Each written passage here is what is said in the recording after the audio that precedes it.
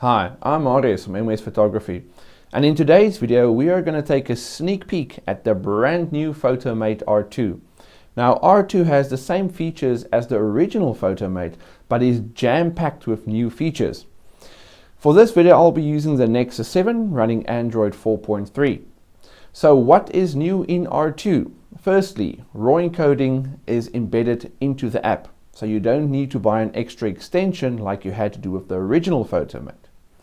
Then in the gallery view, you'll notice you can now see the star ratings as well as the color labels within the gallery view. And to enable this, just go to Preferences, go to Gallery Settings, and then enable Show Star Rating and Show Labels. Now the biggest improvement in Photomate R2 is within the Develop module.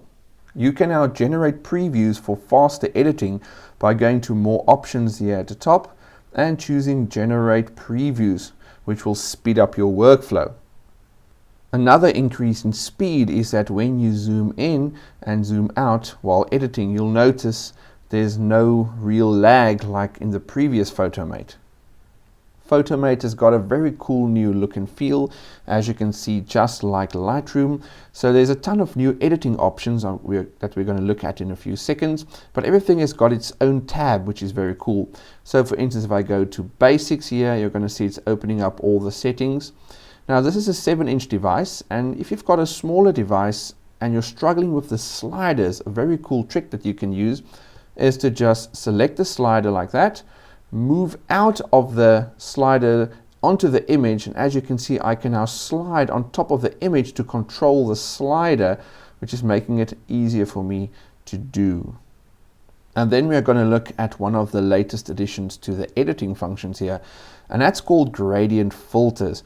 Now this is a very cool feature. You can use this for your landscapes, and for instance an image like this, which I maybe want to bring back some of the sky. So I'm just going to select the plus right here. It's going to give me a gradient, and it says put your finger down on the start point and drag to the end point.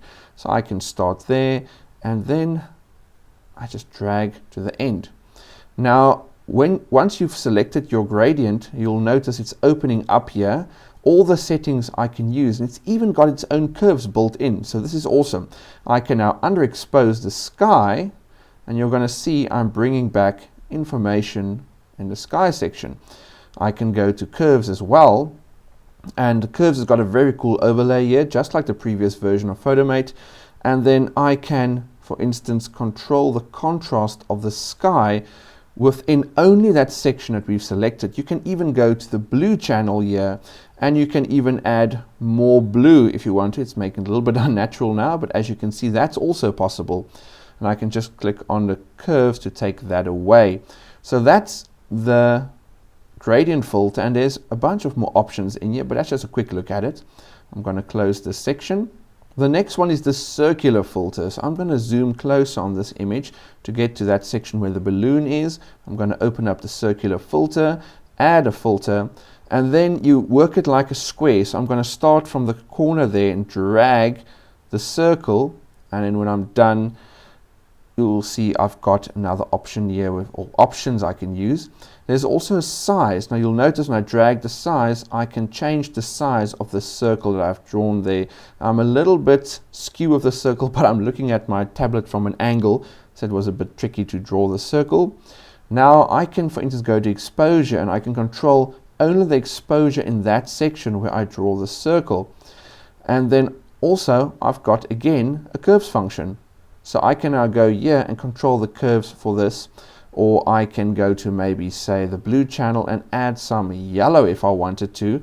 And then I can control, if I just take this curves away here, I can control the size of this. You'll notice I can make it bigger, and you'll see the section that changing yellow is also becoming bigger. There's also a softness feature, so a lot you can do here to fine tune this. Then there's also a cloning feature. You'll see it's got clone there. I'm not going to do a complete cloning. It's going to make this sneak peek too long, but I can show you that you can choose the cloning section that you want to use. So I can move it, for instance, there, and you're going to see the part of the tree appearing there. I can also control the Y offset, like say that. And then it just looks a bit funny with the yellow added in there, but you can see the cloning features already working. So that is the circular filter. Then there's another one, a brush filter. I just want to get an image that's going to work better. So I'm going to open up the circular filter, or sorry, not the circular filter, the brush filter. And then I'm going to add a brush.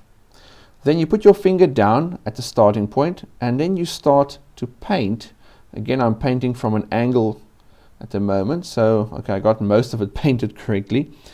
Again, you've got a size. You can check this. You can change the size of the brush you've got, and then, for instance, I can now change the exposure again in this section. If I want to, I can make it darker. I can make it lighter.